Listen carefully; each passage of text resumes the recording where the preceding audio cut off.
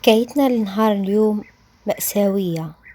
ضحية العيب والعار، وعاداتنا ما تسمحش أنه المرأة تطلق. السلام عليكم ومرحبا بكم في قناتي. حكاية اليوم بعتتها أخت الضحية، تقول: احنا من بلاد الشاوية، نعيشوا في دوار من عائلة مكونة من 2 ذكور و3 بنات، وأكيد بابا وأمه. خاوتي الزوج متزوجين، وانا واخواتاتي الزوج كنا مازال ما تزوجناش. حتى وحده فينا، يعني ما كانت حتى وحده فينا متزوجه. عادات الشاويه، الطفله اللي يجيها مكتوبها تروح، ما كانش حاجه اسمها ارتحت له او لا، عجبني ولا معجبنيش. حتى ولو كان اللي جا ما يسواش بفرنك ومتزوج عادي، يقولوا لك هذا هو مكتوبك، ارضاي باللي اعطاك ربي، ولا تحوسي تبوري عندنا، ولا يقولوا الناس عليك بها لولا.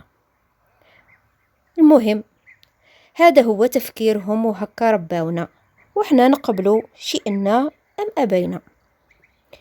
التعليم كان مقتصر غير على الذكور. البنات السنة السادسة تسمى راهي قارية، بعدها يبطلوها سواء نجحت ولا رسبت. احنا وصلنا للسادسة، يعني أنا وأخواتاتي وصلنا للسنة السادسة، وخرجونا وبقينا في الدار غير مع التسياق والماعن.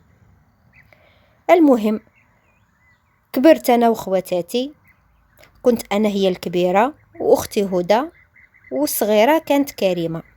خاوتي الزوج هما الكبار.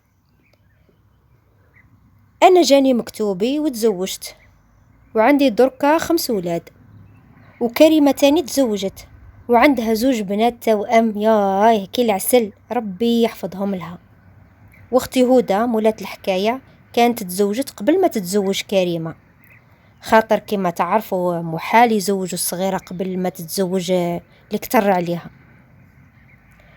المهم، جاء مكتوبها أختي هدى هذه، كان راجل في القمة أو كما كنا حاسبين، عجبها وعجباته، طاحت المحبة بيناتهم كما نقولوا. درنا العرس وراحت لدار راجلها. هي كانت تكون قريبة لدار والدية، يعني تقدر تجيهم زيارة غير مشيا على الأقدام، يعني غير تمشي بركة حوالي نقولوها 10 دقائق هكا تكون وصلت لدار بابا. المهم، أختي كانت عايشة في دار العائلة كي تزوجت، يعني عاشت في دار تاع عائلة، تخدم على عجوزتها وشيخها، وسلفتها كانت متزوجة، عندها سلفة متزوجة، وسلفها هذا بلا زواج، كان صغير على رجلها غير بعام واحد. المهم، فاتوا الشهرين الأولين فاتوا بسلام، لكن في الشهر الثالث عادت تلاحظ في واحد الأمور غريبة هكا تصرى من قبل سلفها. يستنى راجلها ما يخرج، وين تروح يلحقها ويشر لها باللي راهي عاجباته.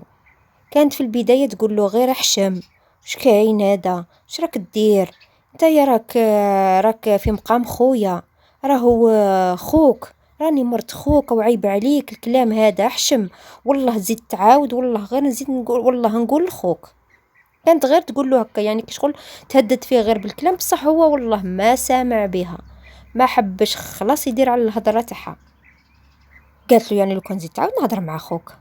المهم، مع العلم كما تعرفوا أو يعرفوا اللي يسكنوا في الدواور، النساء محجبات ومستورات في الديار، لا مكياج لا والو، ومحال يظهروا مفاتنهم، وإلا على بالهم راح يطير راسهم.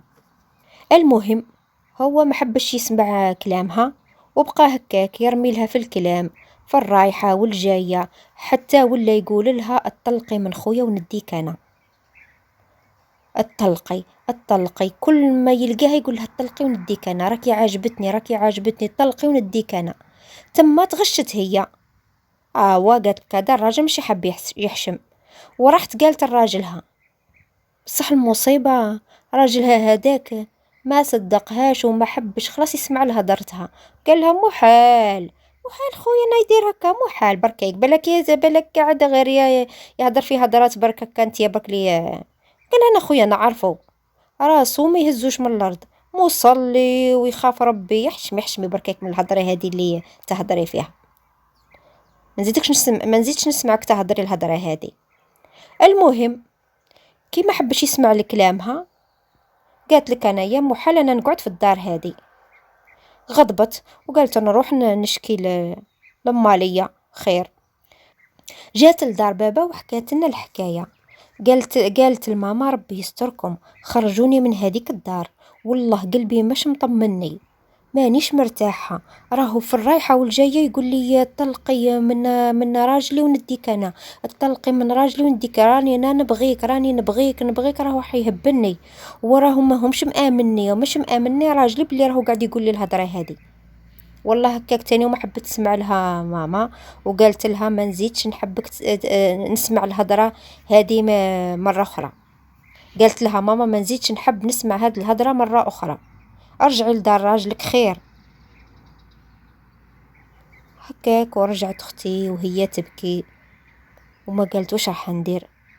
بقات تهرب منه من بلاصه لبلاصه، منين تشوفه ما تحبش تخرج، منين حاكمه غير الشومبره تاعها، حتى الخدمه تاع الدار ولات مقصره فيها، ما تحبش تنعى تروح، المهم به ما تبانش، هو قاعد في الدار لا خدمه لا قدمه. واحد النهار ما لازال تعرض لها، هي في الكوزينه وهو جا وراها وحب يحط يدو عليها. اي عيطت هي عيطه وحده، ودورت الغاشي به، دورت ماليه به، وقالت لهم اجروا ليا، راهو ما يحشمش هذا، وراه باغي يقيسني، راهو نهار كامل وهو يتهدد عليا، ارواحوا جريوا ليا. عاد تعيط وتبكي ودارت حاله. نادوا يشوفوا معاها، قال لهم شوفوا وش بيها دير هكا، هادي مهبوله، وش بيها مرتك هادي، مهبوله، انا والله ما قستها، لا انا مهبوله نقيس اختي، راهي اختي، شو بيها تهدر الهضره هادي. مرتك ما تحشمش. قال لهم تعرفوا كي دار عليها هذيك الدوره، حتى هي ما كذبت روحها من الهضره اللي هدرها، تلمو بارع في الكذب. قال لهم هذه موسوسه، هذه موسوسه مهبوله، هذه ماهيش نورمال. تغشت منها عجوزتها وراجلها، وعادوا يعاملوها معامله المهبوله الموسوسه. عادت مسكينه هي ما لقاتش كيفاه تدير، هي تحلف وتتكتف تقول لهم والله راهو يجري ورايا وراهو يقول لي هكا ويقول لي هكا، وهو يحلف يقول والله ما قلت هكا، وهما ولاو ما عارفينش. اما ليه اكيد راحين يصدقوه، اما ليها وما صدقوهاش، كيف راح تدير، كيف راح تثبت باللي راهي هي مسكينه الضحيه. زادت مسكينه رجعت لدارنا، وهاد المرة عيطت لخاوتي، قالت لك بالك نعيط لخاوتي ينصروني، خاوتي الذكورة هما اللي يديروا لي حل في هاد الحكاية هادي. عيطت لخاوتي المتزوجين وحكات لهم الحكاية، وقالت لهم راني حابة نتطلق خير، راني حابة نتطلق يا خاوتي قبل ما خير ما نرجع لكم في الكفن، خاطر راهو خو راجلي هذا راهو قال لي راني نحبك وراني باغيك، وروحي تطلقي من من خويا وانا نديك، ولو كان ما تطلقيش راهم راح يبقاو يحسبوك مهبوله وموسوسه، وراكي يا شوفي يا نديك يا نقتلك. راهو هكا قاعد يقول لي. خذوا رايها سمعوا لي يا ناس، يا خاوتي راهي مسكينه دارت حاله بالبكاء وبالعياط. هذاك النهار راني نخاف اني ما ترجعونيش لهذيك الدار، تبكي وتعيط ما ترجعونيش لهذيك الدار، ما ترجعونيش لهذيك الدار. واش دار خويا الكبير؟ ناض خويا الكبير وحكمها من شعرها وعطاها طريحة، وخرجها من الدار هذيك وهو يكركر فيها من شعرها في الطريق، وقال له حبيتي تمرغي وجهنا في الارض يا الخامجه يلي فيك وبقى يعاير فيها ويسبوه، هي تقول له يا خويا ربي يسترك، يا خويا ما تدينيش لهذيك الدار، يا خويا راهم حين يقتلوني، يا خويا راهم متفاهمين عليا، يا خويا ربي يسترك راني اختك. تبكي وتعيط. انا كي قريت الحكايه تاعها شبعت بكى المغاضتني هذيك الطفله مسكينه. واش راح نديرو كي وحده تشكي وتبكي وتعيط وتحلف وواحد ما يصدقها، اقرب الناس ليها والديها امها خاوتها وما صدقوهاش، كيفاه تدير؟ هي مسكينة كركرها وداها لدار راجلها قال لها هنا تقعدي، هنا يا ما حبيتي تمرغي وجهنا في الأرض، شبيك ما تحشميش. دار حالة. واش راح تدير؟ رضات بالأمر اللي كما يقولوها لا، ورجعت للدار وعدات على الحكاية هذيك شهرين هكاك، حوالي شهرين ولا. مهم هو زواجها دام 6 شهور، ما زادش على 6 شهور. عدت قلنا هدوك الشهرين والحالة ركحت شوية، كما نقولوها الهدوء اللي يسبق العاصفة. واحد النهار كنت أنايا في دار راجلي مع ولادي، تعشينا خلصنا رايحين نرقدو، ويا نلقاو التليفون صونا. الو واش صرا؟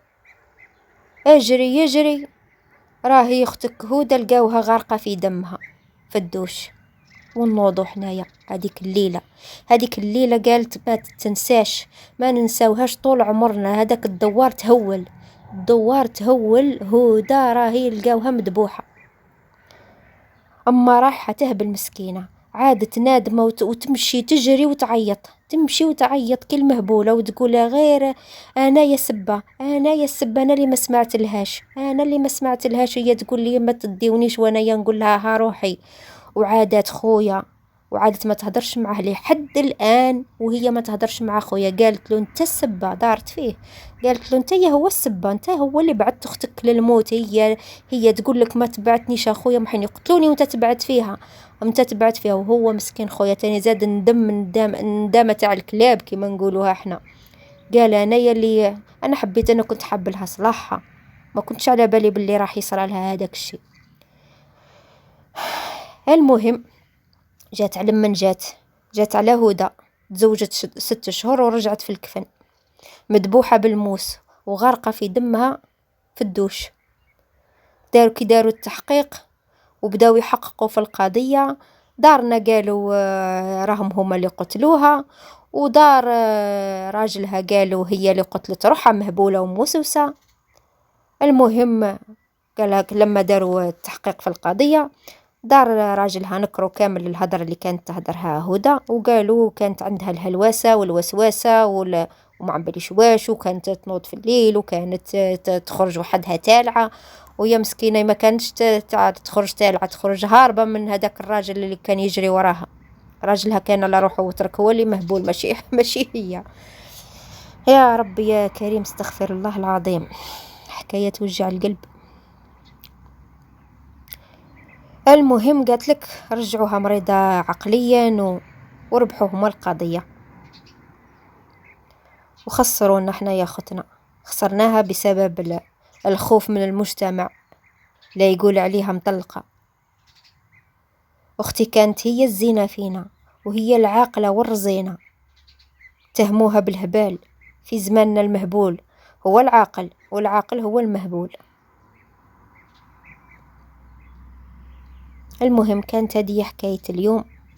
هدى ربي يرحمها ويغفر لها، ماتت ودات معاها الصح، قتلوها ولا هي اللي قتلت روحها، هي المهم راح معاها السر. المهم هي تهنات، لا قتلوها تهنات، لا قتلت روحها تهنات. هي حبت ما حبتش ترضخ للرذيلة وللفساد اللي كاين في المجتمع هذا. أمور كيما هكا ربي يستر ولاياتنا، ربي يستر النساء، ربي يسترهم ويحفظهم من كل شر، ويبعد عليهم الأمور هذه اللي توجع القلب هكا.